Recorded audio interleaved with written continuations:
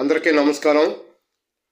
ప్రియమైన రాష్ట్ర ప్రజలారా, ముఖ్యంగా ఈ రాష్ట్రంలో నలుమూలల ఏ జిల్లాలో చూసినా, ఏ మండలంలో చూసినా, ఏ గ్రామంలో చూసినా ఎస్సీ ఎస్టీ నిరుపేదలకు, బడుగు బలహీన వర్గాల వారి చేతిలో ఉన్న 1 ఎకరమో 2 ఎకరాల భూములు ఉంటే కొంతమంది పెత్తందారులు, భూ కబ్జాదారులు, భూ బకాసురులు వీళ్ళు గెద్దల్లాగా భూములు తన్నుకుపోతూ ఉన్నారు. దానికి ఉదాహరణ మరి సత్యసాయి జిల్లాలో నారాయణ యాదవ్ అనేటువంటి ఆసామి అక్కడ ఉన్నటువంటి గిరిజనులు సాగు చేసుకుంటున్న భూముల్ని వాళ్ళ తాలూకా పేర్లతో ఆన్లైన్లో భూములు ఎక్కించుకొని సాగు అయితే పేదలది, గిరిజనులది. మరి పెత్తంతనం అంతా కూడా నారాయణ యాదవ్.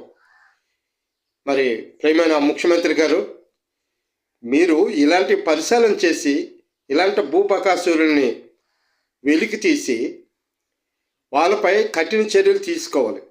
వాళ్ళకి ఎవరైతే ఏ అధికారులు అయితే సహకరిస్తున్నారో అలాంటి అధికారుల్ని పూర్తిగా వాళ్ళని ఉద్యోగం నుంచి తొలగించాలి.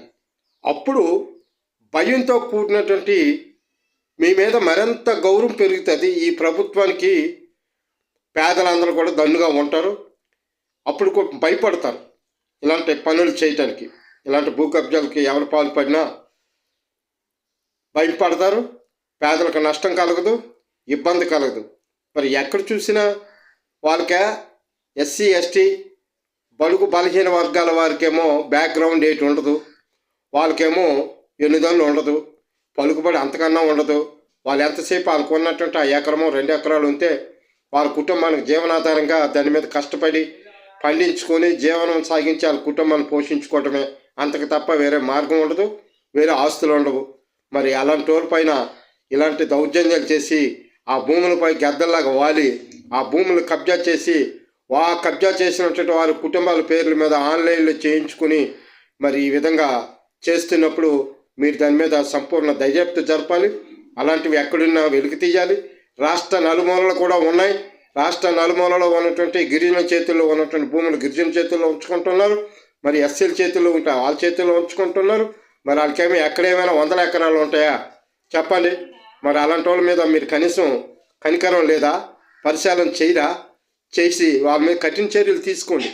అలాగే సహకరించినట్టు అధికారుల్ని వెంటనే ఉద్యోగం నుంచి తొలగించినప్పుడే మీరంటే భయం ఉంటుంది. ప్రజలు మీ పలుకుబడి, మీ పరుపుతో మరింత